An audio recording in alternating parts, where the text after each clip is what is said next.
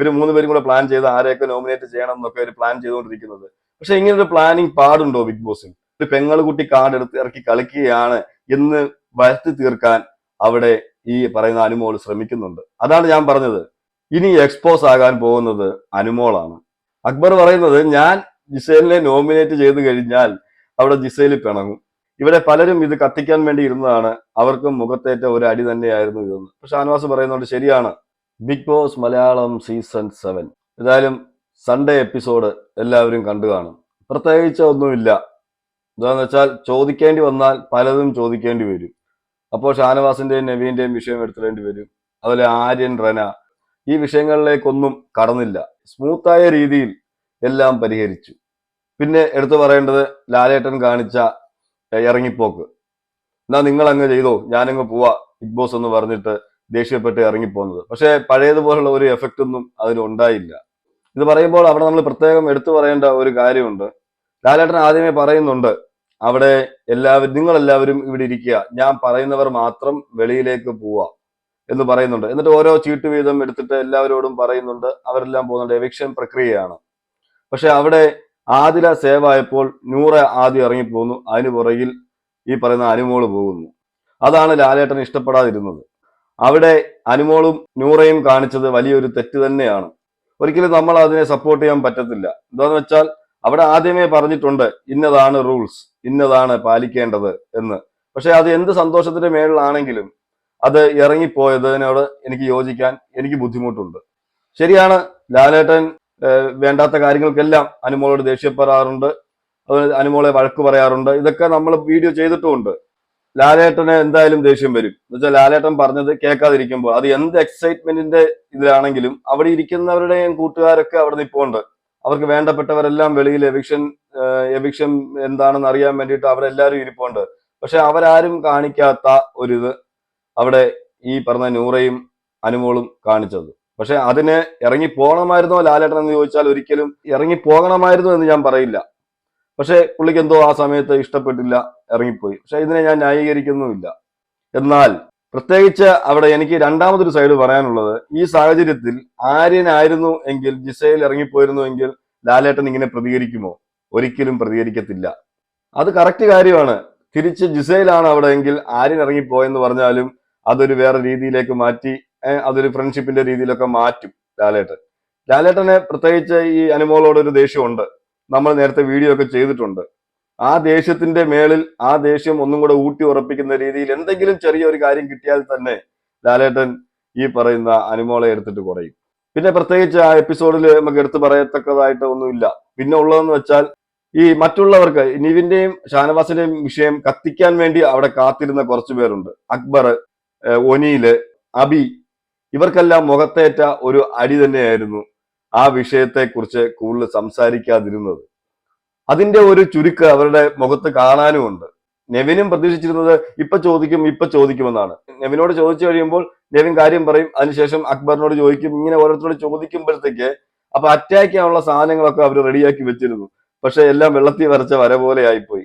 Correct രീതിയിൽ, നല്ലൊരു രീതിയിൽ ഞാൻ കണ്ടിടത്തോളം ഈ ഒരു ചീള് കേസ് ബിഗ് ബോസ് ചെയ്തത് തന്നെ കറക്റ്റ് ആയിട്ടാണ്. എന്താന്ന് വെച്ചാൽ ഈ ചീള് കേസ് എടുക്കാൻ ഞങ്ങൾക്ക് താല്പര്യമില്ല എന്ന് കഴിഞ്ഞ ദിവസം തന്നെ ലാലേട്ടൻ അത് പറഞ്ഞിരുന്നു. ആ ചീട്ടങ്ങ് കീറുകയും ചെയ്തായിരുന്നു. ഇതിനുശേഷം നൂറയും ഷാനവാസും അവിടെ സംസാരിക്കുന്നുണ്ട്, നമ്മൾ എപ്പിസോഡിൽ കണ്ടതുമാണ്. അപ്പൊ നൂറ പ്രത്യേകിച്ച് ഒരു കാര്യം എടുത്തു പറയുന്നുണ്ട് ഷാനവാസിനോട്, ഇവിടെ പലരും ഇത് കത്തിക്കാൻ വേണ്ടി ഇരുന്നതാണ്, അവർക്കും മുഖത്തേറ്റ ഒരു അടി തന്നെയായിരുന്നു ഇതെന്ന്. അപ്പൊ ഷാനവാസ് പറയുന്നുണ്ട്, ശരിയാണ്. അതിനുശേഷം ആദിലയോടും പറയുന്നുണ്ട്, ഈ വിഷയം കത്തിച്ച് ഒരാഴ്ച ഒരു കണ്ടന്റ് ആക്കി ഓടിക്കുക. അതാണ് ഇവിടെ പലരും ചെയ്തുകൊണ്ടിരിക്കുന്നത്. എന്തെങ്കിലും ഒരു ചെറിയൊരു കണ്ടന്റ് കിട്ടിക്കഴിഞ്ഞാൽ അതിനെ ആളി കത്തിച്ച് അതിനെ ഒരു ആഴ്ച അതൊരു കണ്ടന്റ് ആക്കുക, അവർക്കെതിരെ അടിക്കുക, തിരിച്ചടിക്കുക. ഇതൊക്കെയായിരുന്നു ഇവിടെ നടന്നുകൊണ്ടിരുന്നത്. എന്തായാലും ഇന്ന് ആ വിഷയം സോൾവ് ആയിട്ട് അങ്ങ് പോയെന്ന്. തീർച്ചയായിട്ടും അത് തന്നെയാണ് നടന്നുകൊണ്ടിരിക്കുന്നത്.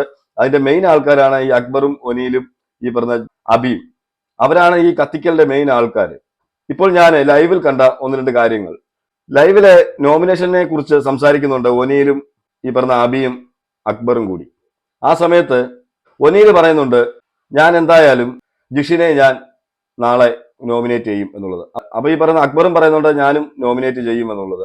അപ്പോഴാണ് അവിടെ അബിയും ഒനീലും കൂടെ അങ്ങനെ സംസാരിച്ചുകൊണ്ടിരിക്കുമ്പോൾ അവിടെ അബിയാണോ ഒനീലാണോ പറയുന്നുണ്ടായിരുന്നു, എന്തായാലും ജിസേലിനെ ഞാൻ നോമിനേറ്റ് ചെയ്യും എന്നുള്ളത്. ജിസേലും ഒനിയിലാണ് പറയുന്നത് ജിഷിന്റെ കൂടെ നിന്നുകൊണ്ട് ജിസേല് ഈ പ്രശ്നത്തെ ഊതി വീർപ്പിക്കാൻ നോക്കി, അതുകൊണ്ട് ജിസേലിനെ ഞാൻ നോമിനേറ്റ് ചെയ്യുന്നു.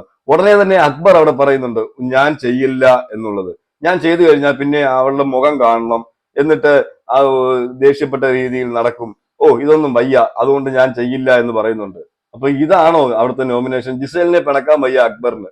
അക്ബർ പറയുന്നത് ഞാൻ ജിസേലിനെ നോമിനേറ്റ് ചെയ്ത് കഴിഞ്ഞാൽ അവിടെ ജിസേല് പിണങ്ങും, ജിസേലിന്റെ മുഖം കാണാൻ വയ്യ, ജിസേൽ അവിടെ കിടന്ന് ബഹളം വെക്കും. എനിക്ക് തോന്നുന്നു അക്ബറിനെ ശരിക്കും ഒരു പാവാടവള്ളി ആക്കി കഴിഞ്ഞു ഈ ജിസേല് ഓട്ടോമാറ്റിക് ആയിട്ട്. ടാസ്കിൽ അങ്ങോട്ടും ഇങ്ങോട്ടും സംസാരം ഉണ്ടാകും എങ്കിലും, പക്ഷെ നോമിനേഷൻ ചെയ്യാൻ അക്ബറിന് പേടിയാണ് ജിസേലിനെ. ശരിക്കും ഒരു പാവാടവള്ളി തന്നെയാണെന്ന് ഇന്ന് അക്ബർ അത് തെളിയിച്ചു കഴിഞ്ഞു. ആ ലൈവ് കണ്ടവർക്ക് അതറിയാം.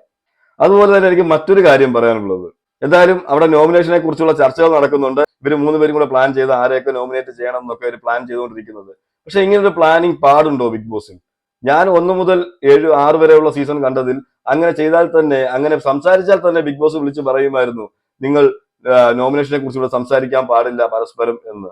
പക്ഷെ ഈ പ്രാവശ്യം എന്തോ ഇതിന് സ്വാതന്ത്ര്യം കൊടുത്ത പോലെയാണ് ബിഗ് ബോസ് ചെയ്യുന്നത്. എന്തോ ബിഗ് ബോസിന്റെ മത്സരിപ്പ് എന്താണെന്ന് നമുക്ക് അറിയത്തില്ല. എന്താ വെച്ചാൽ ഇവര് 3 പേരും കൂടെ ചേർന്ന് ചെയ്യുമ്പോഴത്തേക്ക് അപ്പുറത്തെ സൈഡിൽ നിന്നൊക്കെ ആൾക്കാർ വരുമെന്ന് പ്രതീക്ഷിച്ചായിരിക്കാം. ഇവർക്ക് വെളുപ്പിക്കേണ്ടവരെ വെളുപ്പിക്കുകയും ചെയ്യണം, എന്നാൽ പുറത്താക്കേണ്ടവരെ പുറത്താക്കുകയും ചെയ്യണമല്ലോ. അപ്പൊ അവിടുന്ന് എന്താ വെച്ചാൽ ഓപ്പോസിറ്റ് സൈഡ് നിൽക്കുന്നതിൽ നിന്നും കുറച്ച് പേരെ പ്ലാൻ ചെയ്ത് അങ്ങ് വരട്ടെ എന്നുള്ള വിചാരമായിരിക്കാം. അതെന്താണെന്ന് എനിക്കറിയില്ല. എന്തായാലും ഞാൻ ഈ സീസണിലാണ് ഇതിനെക്കുറിച്ച് ബിഗ് ബോസ് ഒന്നും പറഞ്ഞ് ഞാൻ കേൾക്കുന്നില്ല. പക്ഷെ തമിഴിലും ഹിന്ദിയിലും ഒക്കെ അങ്ങനെയുണ്ട്, ഉടനെ തന്നെ വിളിച്ചു പറയാറുണ്ട്. ഇപ്പോഴും ഹിന്ദിയിലൊക്കെ 25-26 സീസണായി. അപ്പൊ ഹിന്ദിയിലൊക്കെ ഇപ്പോഴും വിളിച്ചു പറയുന്നുണ്ട് നിങ്ങൾ നോമിനേഷനെ കുറിച്ച് പരസ്പരം സംസാരിക്കരുത്.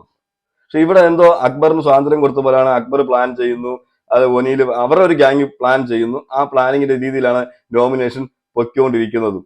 എന്തോ അതും ഒരു ഫേവറിസമായിട്ട് എനിക്ക് തോന്നുന്നു ഈ സീസണിൽ. അക്ബർ ഉള്ളതുകൊണ്ടായിരിക്കാം, എന്തോ ആയിക്കോട്ടെ. അതിനുശേഷം ഞാൻ കണ്ട മറ്റൊരിത്, ആദിലയും നൂറയും അനുമോളും കൂടെ സംസാരിക്കുന്നുണ്ട്. അവിടെ അനുമോള് ഷാനവാസിനെതിരെ ആണ് സംസാരിക്കുന്നത്. നിങ്ങൾ ഷാനവാസിനോ കൂടെ നിന്ന് കൂടുതലൊന്നും ഗെയിം കളിക്കണ്ട, നിങ്ങൾ ഇൻഡിവിജ്വലായിട്ട് ഗെയിം കളിക്കാൻ വന്നവരാണ്, നിങ്ങളൊരു ഡിസ്റ്റൻസ് ഇട്ട് സംസാരിച്ചാൽ മതി ഷാനവാസിനോട്, എനിക്ക് പുള്ളിയുടെ ആറ്റിറ്റ്യൂഡ് എനിക്ക് അങ്ങോട്ട് ഇഷ്ടപ്പെടുന്നില്ല എന്നൊക്കെ. അപ്പം അനുമോളുടെ ആറ്റിറ്റ്യൂഡിന് ഇഷ്ടപ്പെട്ട പോലെ കളിക്കാനാണോ അവിടെ ആൾക്കാർ വന്നിരിക്കുന്നത്? അവിടെ എല്ലാവരും അങ്ങനെയാണ്, പലരും പല സ്വഭാവക്കാരാണ്. അപ്പം ഷാനവാസിനോട് ഈ ആദിലയും നൂറയും അടുക്കുന്നത് ഈ പറയുന്ന അനുമോൾക്ക് ഇഷ്ടപ്പെടുന്നില്ല എന്നാണ് എനിക്ക് ആ ടോക്കിൽ നിന്നും മനസ്സിലായത്.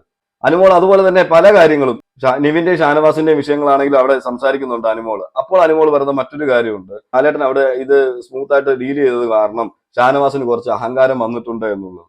ഷാനവാസിന് അഹങ്കരിച്ചുകൂടെ? ഷാനവാസിന്റെ ഭാഗത്താണ് ശരി എന്നുള്ളത് വെളിയിലുള്ള വിവരമുള്ളവർക്ക് മനസ്സിലായിട്ടുണ്ട്. പക്ഷെ അകത്തുള്ളവർക്ക് അത് മനസ്സിലാവാത്തത് നമ്മുടെ കുഴപ്പമല്ലല്ലോ. അപ്പൊ അനുമോൾ അത് വെച്ചും ഒരു ഗെയിം കളിക്കാൻ നോക്കുന്നുണ്ട്. എന്ന് വെച്ചാൽ ഷാനവാസ് ഇപ്പോൾ കുറച്ചും കൂടെ ഹൈപ്പിലേക്ക് വന്നു എന്ന് അനുമോൾക്ക് ഒരു തോന്നൽ തോന്നിയിട്ടുണ്ട്. എന്ന് വെച്ചാൽ ഞാനിത് പറയാൻ വന്ന കാര്യം തന്നെ, ഇനി എക്സ്പോസ് ആകാൻ പോകുന്നത് അനുമോളാണ്. നമ്മൾ കണ്ട ഒരു അനുമോൾ ആയിരിക്കില്ല ഇനിയുള്ള ദിവസങ്ങളിൽ. അനുമോളുടെ കുഴി അനുമോൾ തന്നെ കുഴിക്കുമോ എന്നുള്ളത് എനിക്കിപ്പോൾ സംശയമുണ്ട്. നമ്മൾ അനുമോളെ കുറിച്ച് നല്ലത് പറഞ്ഞിട്ടുണ്ട്. അനുമോൾക്കെതിരെ നടക്കുന്ന ഓരോ കാര്യങ്ങൾ കാണുമ്പോൾ നമ്മൾ അതിനെതിരെ എല്ലാം വീഡിയോ ചെയ്തിട്ടുണ്ട്. പക്ഷെ അനുമോൾ അവിടെ കാണിക്കുന്നതല്ലേ നമുക്കിവിടെ പറയാൻ പറ്റൂ. ഇപ്പോൾ അനുമോൾ അവിടെ കാണിച്ചുകൊണ്ടിരിക്കുന്നത് എന്താണ്? ഇപ്പോൾ ഒരു നെഗറ്റീവ് ഗെയിമിലേക്ക് പോകുന്നതായിട്ട് എനിക്ക് ഫീൽ ചെയ്തിട്ടുണ്ട്. പക്ഷെ അവിടെയും ആദിലയും നൂറയും ഒരു സ്റ്റാൻഡ് എടുക്കുന്നുണ്ട്. ഈ ഷാനവാസിനെ കുറിച്ച് നെഗറ്റീവ് പറയുമ്പോഴും അവിടെ ഏറ്റവും കൂടുതൽ ആ ടോക്കിൽ ഞാൻ കണ്ടത് നൂറ ഷാനവാസിനെ നല്ലതുപോലെ മനസ്സിലാക്കിയിട്ടുണ്ട്. നൂറ പക്ഷെ അതിനെല്ലാം പോസിറ്റീവ് ആക്കുന്നുണ്ട്. എപ്പൊ കണ്ടാലും ഷാനവാസ് നിങ്ങൾ എന്തിനാ എടി പൊടി എന്നൊക്കെ വിളിക്കുന്നത്? ഷാനവാസ് അതൊരു പെങ്ങളുടെ രീതിയിലാണ് വിളിക്കുന്നത്. അതുപോലെ തന്നെ പറയുന്നുണ്ട് നിങ്ങളെ ഒരു പെങ്ങൾ കാർഡ് എടുത്ത് പുള്ളി കളിക്കുന്നതായിട്ട് എനിക്ക് തോന്നുന്നു എന്നൊക്കെ. ഷാനവാസിന് ഒരിക്കലും അവിടെ ഒരു പെങ്ങൾ കാർഡ് ഇറക്കേണ്ട ഒരു ആവശ്യമില്ല. വെളിയിൽ ലൈവ് കാണുന്നത് നമുക്കറിയാം. ഷാനവാസ് അങ്ങനെ ഒരു പെങ്ങൾ കാർഡ് ഇറക്കേണ്ടത് എനിക്ക് തോന്നുന്നില്ല. പക്ഷെ അവരോടൊരു പ്രത്യേക സ്നേഹം ആദ്യം മുതലേ ഉണ്ട്. അവിടെ എല്ലാവരും ഇവരെ കോർണർ ചെയ്തപ്പോഴും അവരുടെ കൂടെ നിന്നത്, ഈ ആദിലയുടെയും നൂറുടെയും കൂടെ നിന്നത് ഈ ഷാനവാസ് ആണ്. അതൊരിക്കലും ഒരു സിമ്പതിക്കോ വേണ്ടിയോ ഒന്നും അല്ല. അത് ഷാനവാസിന്റെ സംസാരം കേൾക്കുമ്പോൾ തന്നെ നമുക്ക് അറിയാമായിരുന്നു. പക്ഷെ അതൊരു സിമ്പതിയാണ്, അല്ലെങ്കിൽ ഒരു പെങ്ങളുകുട്ടി കാർഡ് എടുത്ത് ഇറക്കി കളിക്കുകയാണ് എന്ന് വരുത്തി തീർക്കാൻ അവിടെ ഈ പറയുന്ന അനുമോൾ ശ്രമിക്കുന്നുണ്ട്. അതാണ് ഞാൻ പറഞ്ഞത്, നമുക്ക് ഉടനെ തന്നെ കാണാൻ പറ്റും അനുമോൾ എക്സ്പോസ് ആകുന്നത്. എന്നുവെച്ചാൽ ആദില നൂറയോടൊപ്പം ഏറ്റവും കൂടുതൽ കമ്പനി ഉള്ളത് ഈ അനുമോളാണ്, ഷാനവാസ് കഴിഞ്ഞാൽ. ഷാനവാസിനോട് അപ്പോഴും അവിടെ ആദില ഈ പറഞ്ഞ അനുമോൾക്ക് സപ്പോർട്ടായിട്ടൊക്കെ ഇടയ്ക്ക് സംസാരിക്കുന്നുണ്ട്.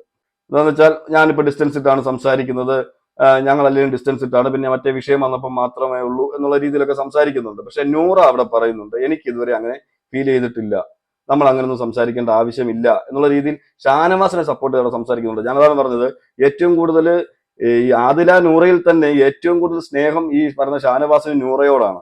നമുക്കും ഇഷ്ടപ്പെടും നൂറയുടെ ക്യാരക്ടർ. ആദില നിൽക്കുമ്പോഴാണ് നൂറ അവിടെ നെഗറ്റീവ് ആകുന്നത്. അത് നമ്മൾ കഴിഞ്ഞ വീഡിയോയിലൊക്കെ നമ്മൾ ചെയ്തിട്ടുമുണ്ട്.